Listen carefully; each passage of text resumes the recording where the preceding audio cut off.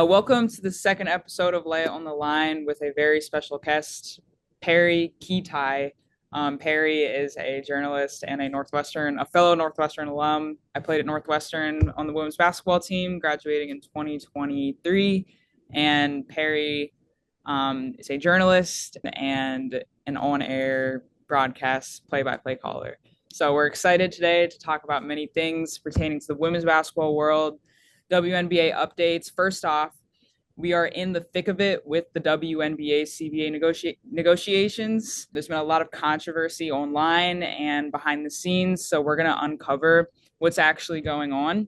Just a quick update, the WNBA players and the union have not come to an agreement by what the extension was set to January 9th. This was the deadline that had already been extended twice so far, and they have not extended the deadline further. So what does this mean for the league? What does this mean for the WNBA? And what effects could this have? And what effects has it already had on the players? There's an expansion draft supposed to be happening. So we'll get into all that later. Unrivaled updates. The new season has started. There's been a few players, Nafisa Collier being one of them, who's not able to play this year, which has affected her team. But overall, the games and the talent in Unrivaled this year has been super exciting to watch. Some college basketball updates. That sounds good, Perry? Absolutely, Leia. Let's get it. Yeah, let's get into it. So, college basketball, let's start off with some Northwestern women's hoops and men's hoops. So, Northwestern women's basketball, They won last night. they did. They won against Wisconsin. I was going to say, big win for them. Huge. Caroline Lau, I think, really pulled them through that game. She's currently leading the NCAA in assists per game. I want to say she's 9.3 assists per game, which is crazy. And I think the key to this has been in their post, Gracie Sullivan, who's a tall post player, just has an unbelievable finish and is very savvy around the rim, but also around the high post. So I'm excited to see what Northwestern can do in the Big Ten. Obviously, it's stacked in talent, but they're showing a lot of promise, and I'm excited to see how they're. Yeah, my thoughts on Northwestern women's and kind of men's basketball this year too is there are a few really impressive individual talents on both teams. You have Grace Sullivan, you have Nick Martinelli, you have Caroline Lau leading the NCAA in assists, leading the Big Ten in scoring.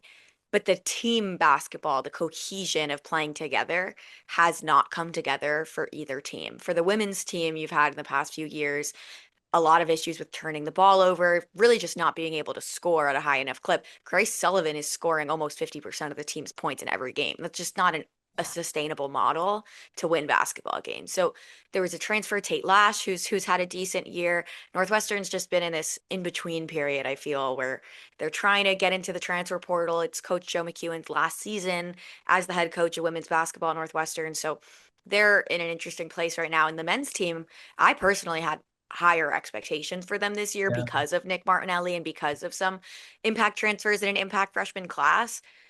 When I watch them play, I also see a lack of cohesion and a lack of sharing the basketball, a lot of individual trying to drive and do it yourself, a lot of scoring at the top of the shot clock when it's not the best shot and you could take your time and set up an offense and play Chris Collins basketball, which is much slower paced, lower possession style of play.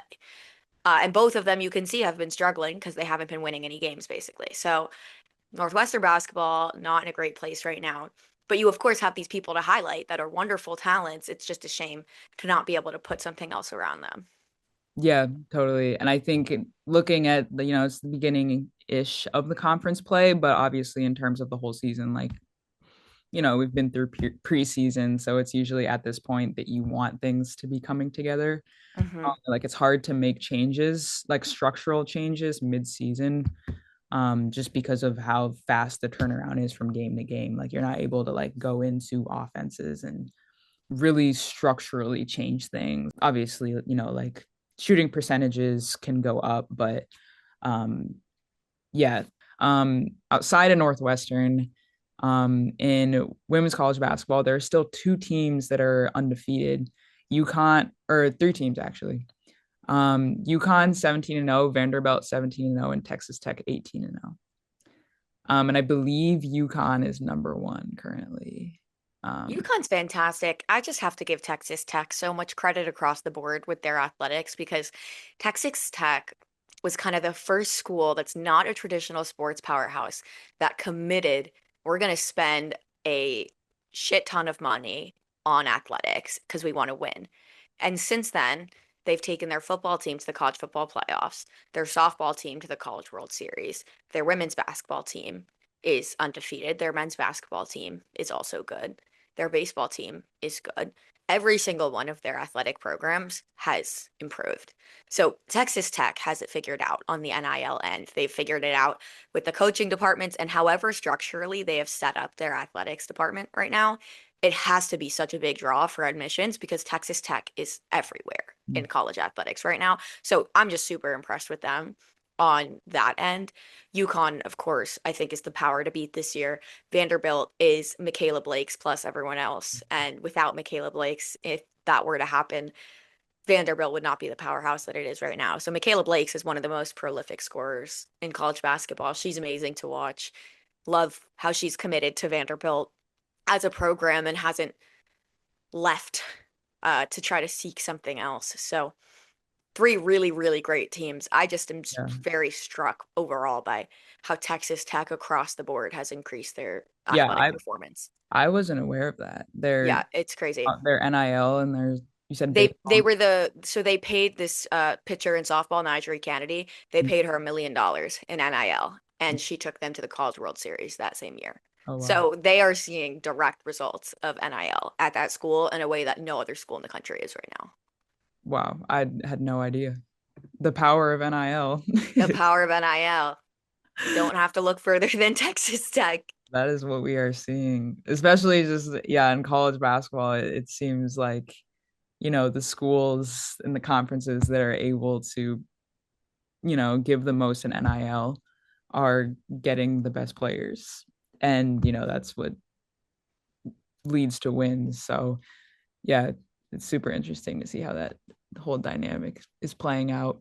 Currently from three, AZ Fudd that I mentioned last episode is shooting 48% from three. So she's still maintaining that right around 50%. And she's averaging just over 3 3 pointers a game. Audi Crooks, another player who has still been standing out in women's basketball for most of the season this year. She's currently leading the NCAA in points per game, 28.3. And as we know, she's currently averaging more points than minutes.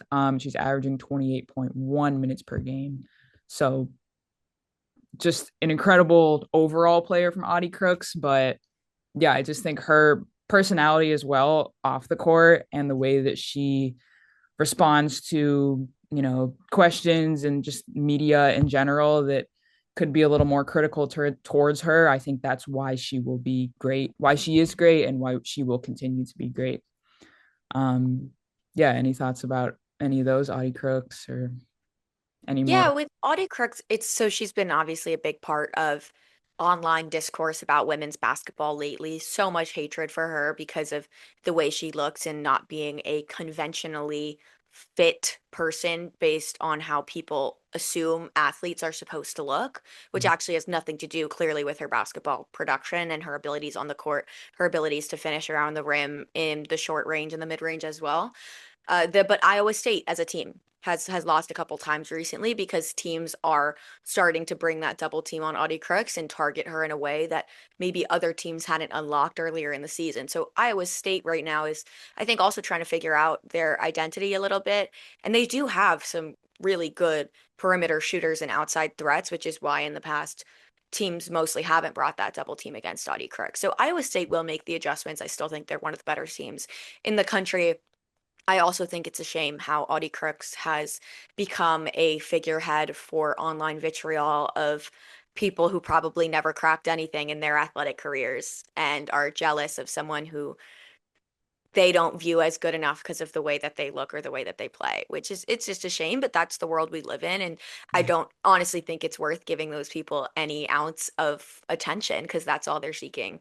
Um, when it comes to across the board, what else is going on in women's basketball? I know the SEC has been such a competitive conference already. You have Texas, you have LSU, you have South Carolina, you have Vanderbilt, all these schools, and they're all starting to finally play each other. So you get to see them against each other. You had LSU take down Texas in a close game. Texas lost again to South Carolina last night. Mhm. LSU has been facing a lot of questions because they did not play a stacked non-con schedule at all. They only played a Duke team that turned out to be not as good as everyone thought they were going to be, plus a bunch of local Louisiana schools where they put up 100 points per game, but they weren't actually challenged in a way that makes them better. And a lot of people are kind of seeing that now as LSU has come into SEC play, played in some close games and not look like they're putting together a complete game that plays to the best of their defensive and offense abilities at the same time. But right now, the SEC is the conference to beat. The Big Ten also has a bunch of competitive teams. Obviously, you have the UCLA. USC has taken a drop off since losing a lot of their players to the transfer portal last year. No Juju Watkins, no Kiki Iriafen, and everyone who got drafted from that team as well. And then up and down the Big Ten, you don't have the same talent you had last year when there were 10 Big Ten teams off the top of my head. I think that got into the NCAA tournament field all the way down to teams like Washington and Minnesota who are competing for spots at the end of the season. Those teams are not up there as well. Indiana women's basketball is having their worst year in a very long time. So right now the SEC clearly to me stands out as the conference to beat and the conference where the teams are going to get better by playing each other the most. You know, even if they have a couple more losses in their record when it comes time to the postseason, I think those teams will be battle tested the most. Interesting. Yeah, that's interesting. Just because I was having that conversation actually, like which conference do I think is the most competitive this year? And maybe I'm biased just because I played in the Big Ten, but I was like, it's the Big Ten. I Because just don't think that this year. I I saw think last some. year, the Big Ten, I thought was one of the more competitive conferences, if not the most. Hmm. But this year, there are just some teams that are just off to slow starts. Indiana is off to a slow start. Washington's off to a slower start. Wisconsin and Rutgers and Northwestern, all the teams that have perennially been at the bottom the last few years are still at the bottom. There's just not as much parity top to bottom as I think there is in the SEC. Yeah, I saw some graphic. I'm trying to find it because I took a picture of it. It was on ESPN broadcast, I'm pretty sure, and it was breaking down which conference had the most teams ranked top 25, and it was the Big Ten by like two teams. I think they had the SEC beat. Yeah, I don't know. I think And Michigan is really good in the yeah, Big Ten. Michigan's They're a really great good. team. Yeah, in Michigan State, best start to program history. Yeah, but they're having a good year this year. Yeah, I think like overall maybe it is like more similar, but yeah, if I biased opinion here, but I will always go Big Ten. Big Ten. Gotta rep the Midwest. Yeah, let's move on here to Unrivaled. So Unrivaled has started their 2026 season. And a few things really have stuck out to me, a few teams, specifically the Breeze, number one, because I know we talked about them a lot last episode. Just because they are a younger team, but they have so much talent. And I was a little skeptical, like a little like they could like crush it and dominate, or they could not gel as much just because they are younger. But they've been playing great, in my opinion. Like they've lost one game so far, 1-2, but like they played well in the game that they lost. And I'm just yeah, Paige Beckers as an elite scorer, Rakia Jackson, like honestly probably the rock of the team. Like I think she's just so solid and such an unrivaled type of player.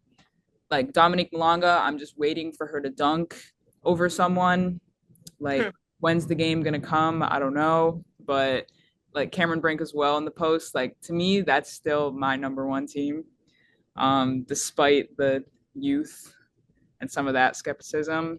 I think the Mist as well have played really well, with Veronica Burton and Brianna Stewart, Enrique, Lee. I think they've been like super dominant, and yeah, Hmm. they were in two really close games, and then won, lost the second. But I think they also have like strong upside. The Lunar Owls are Absolutely. struggling without Nafisa Collier. I think they've Oh, lost all definitely so far. struggling. Yeah, Hive is also underperforming.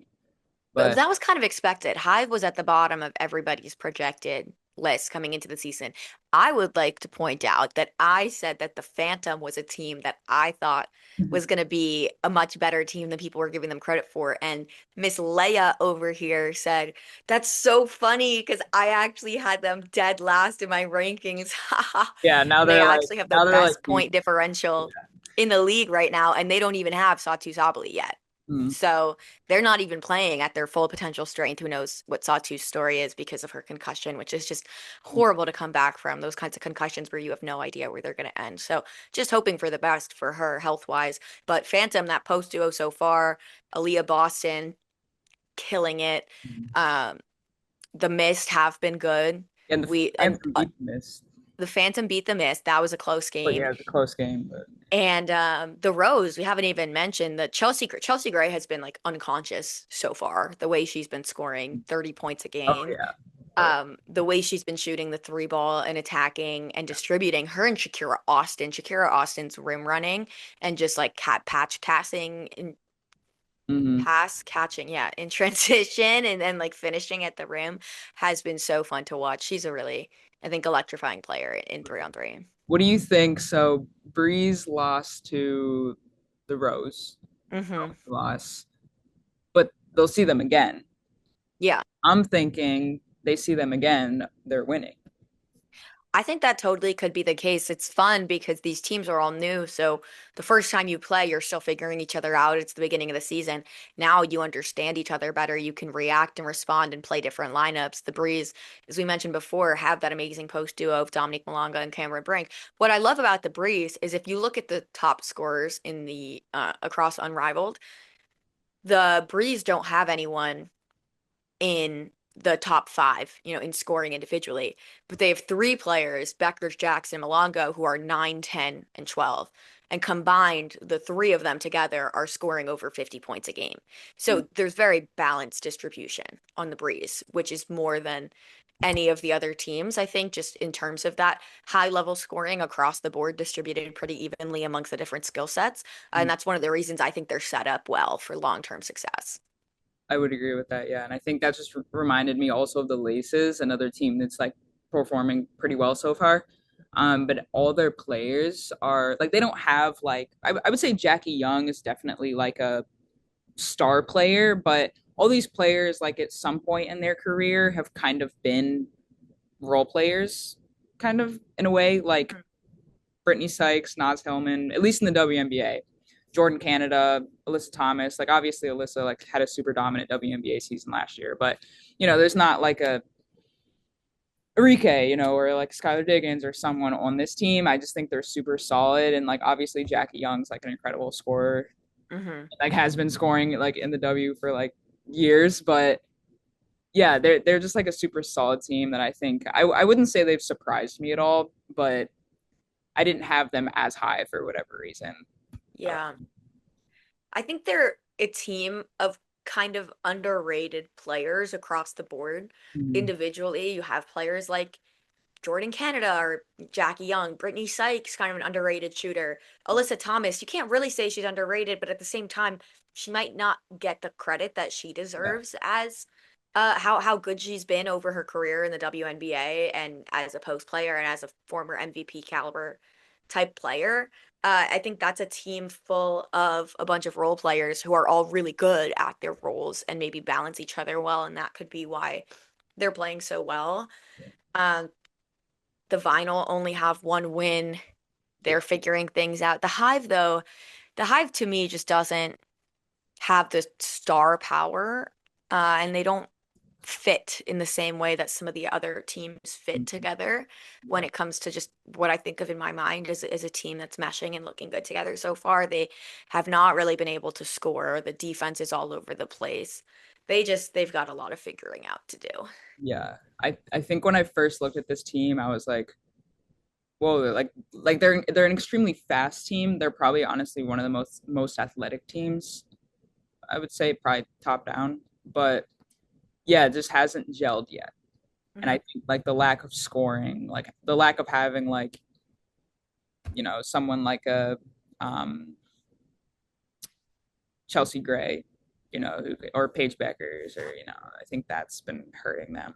Yeah, Lunar Owls, that was the last one. Yeah, I think they're definitely missing And Nafisa Marina Collier. Maybrick's been trying her best, but that Yeah. team, I was rewatching our last podcast and we basically agreed that the Owls were going to live and die by the three. And I think that's pretty accurate. Uh-huh. So far, unfortunately, they've kind of been dying by the three more than living by it, mostly because of the lack of Nafisa Collier. That just takes away the entire game plan heading into the season. Yeah, and they'll like have glimpses during the game. Like they might be down by, 10, 15, 20, and then kind of come back, but it's never like enough. So Hmm. like I think in a way I would say like to me, like I wouldn't count them out. Like I think they definitely like have more potential than maybe the Hive do in a way. Like I think they have more pieces there that could come together, but yeah, I don't know. They've just been struggling. I'm like rooting for them so bad. Like honestly, I'm like, come on. I get animated when I watch these games. Well, But there's more on tonight. It is kind of interesting to me how they only play Friday, Saturday, Sunday, Monday, and then they have, the rest of the week off. But I mean, all the games are on TNT, True TV, so should be good stuff to watch. I think we haven't even mentioned is the viewership numbers. I don't know how much you've been paying attention to that, but the viewership numbers for opening night of Unrivaled were down it's like a good amount, like it was like almost from half of last year, I think. yeah, from down from last year's. And I was listening to a couple podcasts about it. Someone brought up the Angel Reese effect, the Halen Clark effect, the Nafisa Collier effect, or the Aja Wilson effect. And there are a lot of those players that draw in huge individual audiences that are not in the league. But I'm not super concerned about that yet because it was a Monday night that it debuted, whereas last year it debuted over the weekend. So there were a lot more viewers available. I think it'll go up as the season goes on. Definitely something, though, to keep an eye on because, as we know, trends in media and broadcasting are so important when it comes to actually funding these things and getting the deals and getting the money to keep things going and sustainable in the future. Yeah, definitely. Um, Want to move on to WNBA. Oh, yeah, let's do Okay, it. lots to talk about here. So, as I mentioned in the beginning, the WNBA and the Players Union have not come to an agreement, which was set to expire January 9th. So, we're a little, I think actually, yeah, we're exactly a week past that.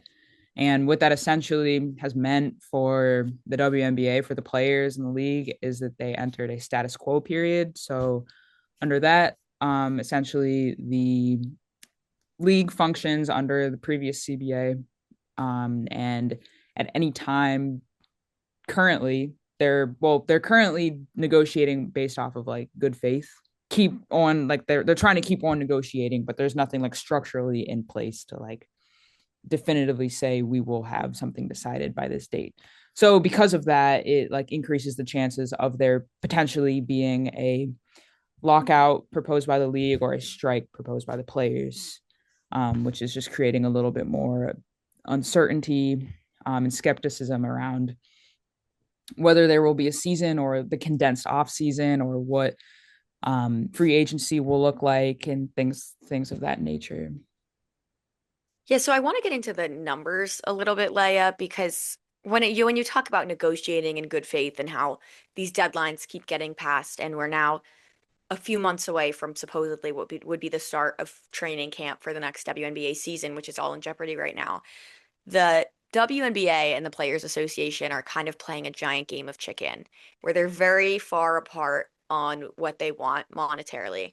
And the players are holding this hard line of a much higher salary than the WNBA. So right now, the league has proposed about a $5 million salary cap per team, which breaks down to about a $1 million to $1.3 million max salary, average around 500K, minimum around 250K. The players have proposed a $10.5 million salary cap, so more than double the league, which would be a max closer to 2.5 million, an average closer to 1 million, and a minimum closer to 500K. So they're super far apart on that factor right now. The flexibility comes from the revenue sharing, which we've discussed in part on our last episode where the WNBA right now, the way it's structured under the current CBA is the players get 9%, which is very low, of the net revenue from the league. So the league hits a certain benchmark, they pay off all their expenses. Players get 9% of what's left over. That's the current version. Yep. Players don't want that. After, after, After the expenses, yeah. yeah. So right now the players are proposing for the next CBA, we want 30% of total revenue. So every single dollar the WNBA earns, we want 30% of that to be redistributed amongst us. The WNBA is still set in their net revenue idea, which is we are going to give you 70%. Oh, what a huge number, 70% of the net revenue. So again, we're going to make sure all our bases are covered and all our expenses are paid. And we're going to set some number of revenue that we have to reach. And then you get 70% of the leftovers Yeah, of the that. leftover. Yeah, The exactly. players are not okay with that. And I do agree with the players on holding that line, that Yeah. they should hold the line of total revenue share, even if that number is closer to 20 or 25% at Right. the end of the Yeah, day, because that exactly. still represents like a more significant part of the pie of the revenue than the 70% of the leftovers. I Right. just don't see how they come to meet in the middle on the actual salaries because there's a huge difference between a $5 million and a $10.5 million salary cap. Exactly. Yeah. And I think that's what's held back these negotiations. I genuinely like we don't know obviously how they're specifically being held, but I genuinely have a feeling that they are just not agreeing on this very first number and where that number is coming from, whether it's like net revenue or gross revenue. And that's like first non-negotiable, nothing else can be talked about. Yeah. Because this is like the most important thing essentially that they're fighting for. So Yeah. it's like, if we're not able to come to an agreement on this, how are we even going to get to the other 7, 10, 20 things that are on the list? So I think it just feels like that just based on statements that they've said that this is the biggest roadblock Yeah. faced. And I think along with the expenses that are considered in like net revenue, like expenses could change, and it's like another note, coaches are considered expenses, but players are not. So that's a whole thing that I think is just doesn't sit well. Like why is the coach like why are coaches making more than players? Like that doesn't exist in other leagues. Like what's the dynamic with that? Like that doesn't make sense to me for a professional sports league to have that discrepancy, especially just because it is so vast.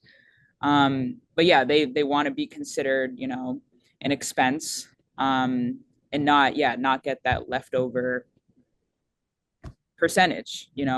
Yeah. You did mention, I remember something about the salary cap and how Yeah, so I wanted to get more into that for kind of comparison's sake of comparing.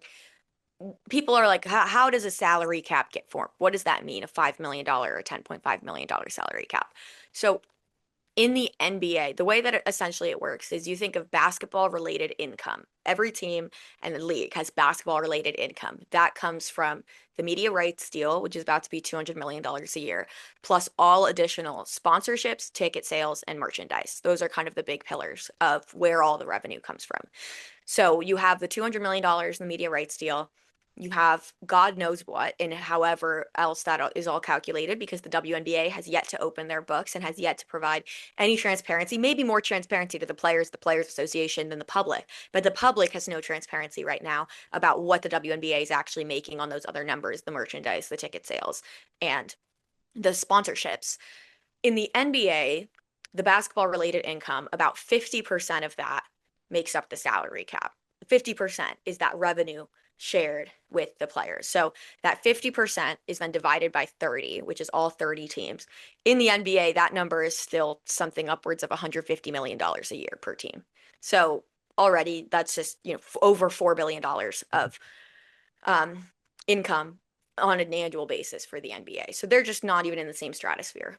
But if you're kind of going to reverse engineer that on the WNBA side, let's say there's a $10.5 million salary cap, which is what the players want right now. By 2030, which is in the lifetime of this deal, there's going to be 18 teams in the WNBA. So if you take 10.5 and 18 and you multiply it, you're going to be around $200 million already in salary across the league by 2030. So that already represents all of the massive media rights deal, which means that the rest of the revenue would have to cover all of the expenses for the WNBA. And I know this is getting kind of complex the way that I'm describing it, but what I'm trying to say is I do think that the $10.5 million salary cap might be an unsustainable model for the current formation of the league and the revenue that they know without a doubt they're bringing in every year, which is the $200 million in the media rights. And they do still have to cover those other expenses, and they have to cover benefits, and they have to cover travel and charter, which takes up a lot of money. That's millions of dollars per year. They have to cover hotels. They want extra security. They want extra team physicians and doctors and physical therapists. They want extra facilities. They want wearable technology. Like all of these other things that are being debated in this exchange require money. Everything costs something. So for the players, right now they're holding this kind of hard line of this salary cap that I think they know is higher than they're going to get at the end of the day. But they're also throwing that number out there into the stratosphere to try to bring the WNBA number up. Because if the WNBA number can go from 1 million to, let's say, 1.5 million as a max, and the WNBA players can come down from 2.5 million as a max to 1.5 million, and maybe we can meet somewhere in the middle on the revenue sharing, but not somewhere in the middle. Maybe we can take a smaller number of total revenue because they're not going to go for the net revenue, and the league just needs to accept they're not going to go for the net revenue thing. So like this, there's a lot of complicated numbers. There's a lot of complicated ownership structures because of that capital raise deal a few years ago where Kathy sold off a 16% stake of the league for $75 million to investors, which like hindsight 2020 at the time that mattered. Now it feels like you're undervaluing the worth of the league. But at the time that was pre-Caitlin Clark, that was post-COVID. The league needed that money. So at the time that was important. Now you're like, we wish we hadn't done that. But you can't really go back on those things. So it's just they're in totally different stratospheres right now where Right. they are negotiating. So you're And where saying, it comes to meeting in the middle is it's unclear who's going to give up what. yeah, totally. So you're saying the gross revenue, Hmm. um, 30% works with a lower salary cap. So the salary cap, what's kind of confusing is that even in all of this, for like the 1 million, when the league says, oh, we want 1 million up to 1.3, that 1.3 comes from the revenue sharing. So that 1.3 is the WNBA's projections that it's a $1 million base salary, and with this 70% of the leftovers, you, the max players, will get $300,000 and make it up to 1.3 max. So like there's actually already flexibility in there based on the projections of the revenue sharing. Um, but the salary cap, something else, I texted you about is just that in some leagues there's a hard salary cap, like the NFL. That's it. You can't exceed that number. In the NBA, in the MLB, you can exceed that number if the owners want to pay that. They just get taxed extra. Mm. So if you're in the NBA and you pay a player over the salary cap because of certain salary exemptions that I won't get into that allow you to pay certain players more than what you have room under your salary cap, well, then you just get taxed extra on what you pay. But if you're super, super rich, you don't care that you get taxed extra because you want to have a good team. And that actually ends up going back into the pool of revenue sharing because those tax dollars go back into the revenue that the league makes that again then gets redistributed amongst the teams that aren't paying their players more. So that's the difference between a soft cap and a hard cap. All these discussions so far have been really hard cap discussions. There hasn't been any talk of a luxury tax. Because I think you have owners like Mark Davis, the Aces owner, who was the first person to start the arms race of the facilities, of having a great facility designated for your team with all of the different amenities that a professional men's team would expect. I think Mark Davis or Joe Tsai of the New York Liberty would be willing to pay some of that luxury tax to pay some of their players more and bring in more talent. Where the WNBA would push back on that is, well, some of the owners can't afford that, the millionaires versus the billionaires, and we want parity across the league. So I think that's why they're probably staying away from the soft cap structure versus the hard cap structure.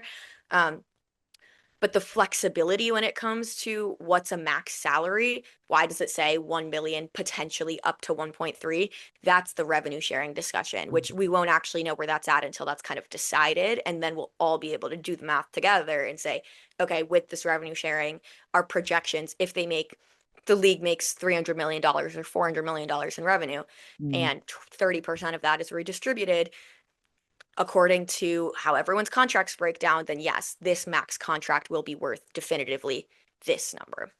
It's a lot of projections and it's a lot of percentages that are being debated. So none of these numbers are kind of concrete right now because all of that hasn't happened yet. You don't know how much revenue they're going to bring in until they bring it in. Yeah, I just that's the two biggest differences right now is the 10.5 salary cap to 5 million and the 70% net revenue versus 30% gross revenue. If I was the league, I would take the L on the net revenue because you just know they're not going for that.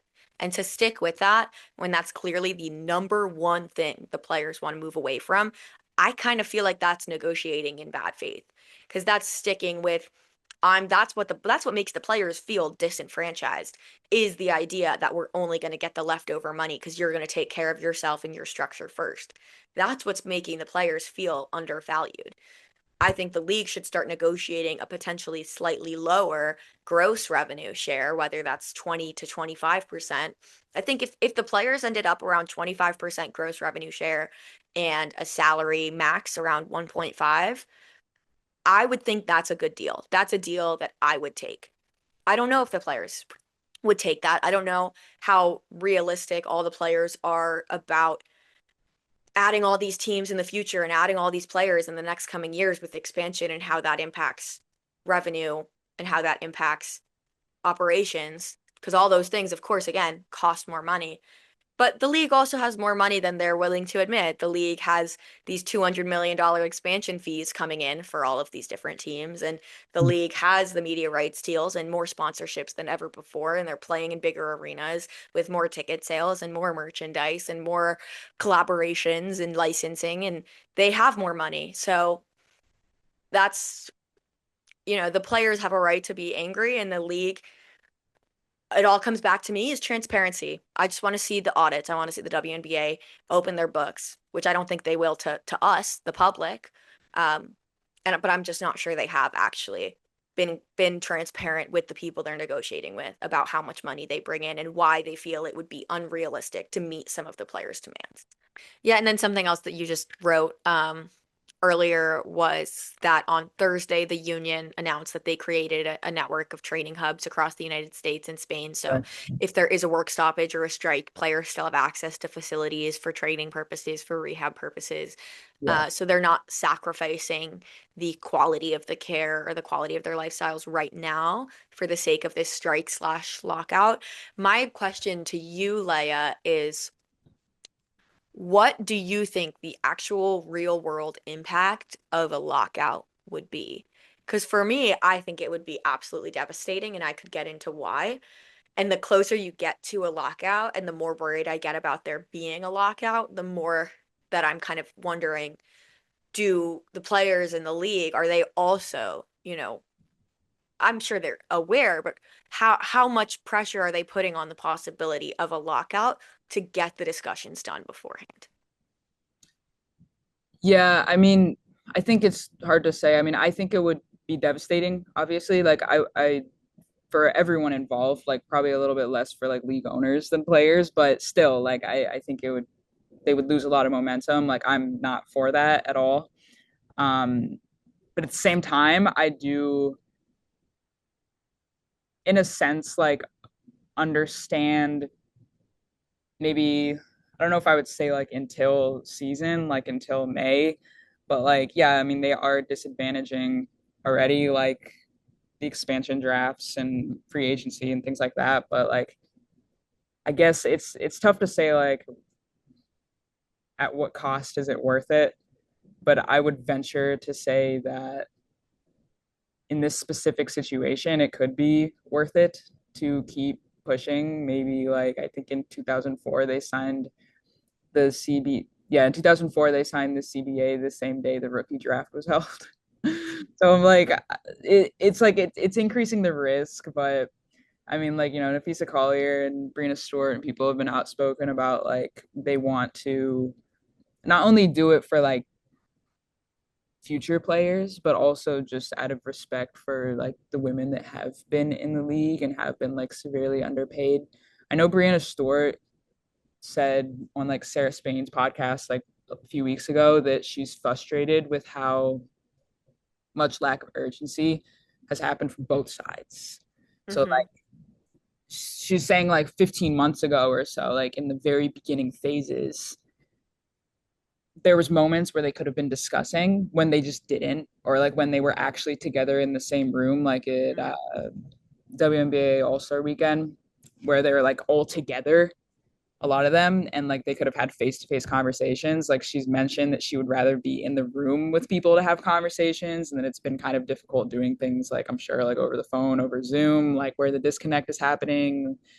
And they've made statements like in this the WNBPA released this statement: despite demonstrating our willingness to compromise in order to get a deal done, the WNBA and its teams have failed to meet us at the table with the same spirit and seriousness. Instead, they have remained committed to undervaluing player contributions, dismissing player concerns, and running out the clock.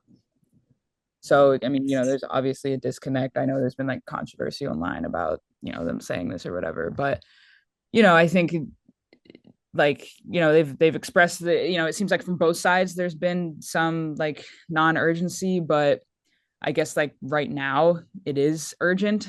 So I Yeah. would hope that they could negotiate more, I guess, more time investment Yeah.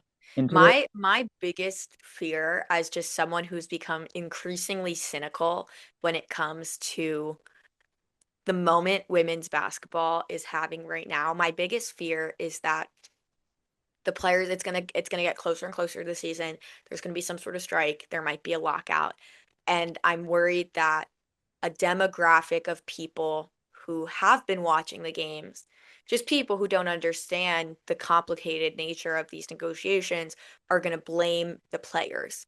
And there's going to be a whole public turn against the players in a way that I think would be exacerbated even from how it is right now. Like, I'm just worried that the players, the longer, even if they're not actually in real life the villain in this situation, the longer that it gets with no season happening, the public, I feel, will start to blame the players.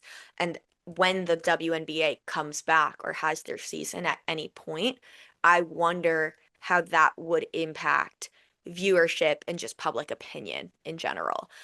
Because, like, unfortunately, as women coming to the negotiating table, we are always going to be accused of asking for too much. When we would say, I'm valuing my worth, people would say, you're being greedy. And I feel this like cloud coming of these accusations against the players being like, you're greedy, you're asking for too much, you need to bring this back, you're sabotaging yourself. And that public opinion against the players, I just feel like would be an awful situation to be in. For Mm. them, and I don't know how that would impact longer term, how the league operates and their viewership and their attendance. So while I do think there is a huge community of support for all of the players who want them to get what they're worth, I also just have this feeling that the longer we get into this, the more the blame is going to be shouldered by the faces of the league, the players. Yeah. Especially if there is a lockout Yeah. or a strike. Yeah. Well, should we get into the history segment? Yeah, let's move on. Perry has a very exciting history segment for us today, um, about basketball shoes. Absolutely. So, Love here. basketball shoes. So we started this in our last episode. We were talking about the original CBA at the beginning of the WNBA. Sneakers have been the talk of the town with the A1s, and now that it's 2026, Caitlin Clark's shoe line is going to come out this year. So we wanted to give a little throwback to the first ever women's basketball signature Nike shoes, which were the Air Swoopes from Cheryl Swoopes in the 1990s. So Cheryl Swoopes, speaking of Texas Tech, won the NCAA championship with Texas Tech in 1993. She was the star of the country, the Caitlin Clark, the Juju Watkins. The Air Swoopes dropped in 1995. So she gained her popularity as a college athlete, won a national championship, signed a deal with Nike. These shoes drop in 1995. She debuts them in 1996 at the Atlanta Olympic Games, where Team USA won gold, which was the start of the WNBA pretty much. Like that was a national basketball tour for the women of the 1996 games who brought a new kind of fervor to the United States about women's basketball. Uh, she debuts these shoes. They crush it at the Olympics. The WNBA starts the next year. Cheryl Swoopes was the first woman signed to the WNBA, the very first WNBA player ever in 1996. So the Nike Air Swoopes, some fun facts about them. So they were originally designed with a strap on the back that turned into kind of a pull tab mechanism. We have some pictures we could add as well. And that was because Cheryl Swoops didn't want players who play with longer nails to damage their nails, taking their feet in and out of their shoes. So there was a little strap, like pull tab on the back so that you could protect your nails while also pulling your shoes on. Had a lot of ankle support. She wanted them to be light. They were more shaped for women's feet than men's feet, a little narrower in certain places. And they were designed by a woman named Marnie Gerber, who Cheryl Swoops called the design diva queen, who ended up working at Nike for 29 years, eventually becoming the senior creative director of Nike Footwear. And so over the next 7 years, from 1995, when they first dropped, uh, 7 different iterations of the Air Swoops were dropped by Nike. Super popular, bought up all over the place. And then after that, there were some other women like Shamika Holdsclaw and just other women at the WNBA at the time who kind of had personal editions of their own shoes dropped. And women's basketball, that was just kind of the first era of merchandising women's basketball and bringing in a new audience of young girls and young women to play basketball and feel represented on that stage. So it's really cool looking back at how Cheryl Swoops in particular, who now is still so involved with the game and has her own podcast still and so vocal about supporting this next era, next generation of players. She was really the blueprint in so many different ways, from the very beginning of the WNBA and the Air Swoops to now the A1s and the Sabrinas and the Angel Reese Reebok. All the different shoes have kind of piled on now, and women's basketball is such a major market. So shout out Cheryl Swoops and the Air Swoops for starting that off and kicking things off in the shoe game. Yeah, definitely. And this is like such an underrated but important topic. Like talking about like shoes and clothing. Like it's such a big like influence on like basketball culture in general. Like, wearing Jordans, like Currys, things like that.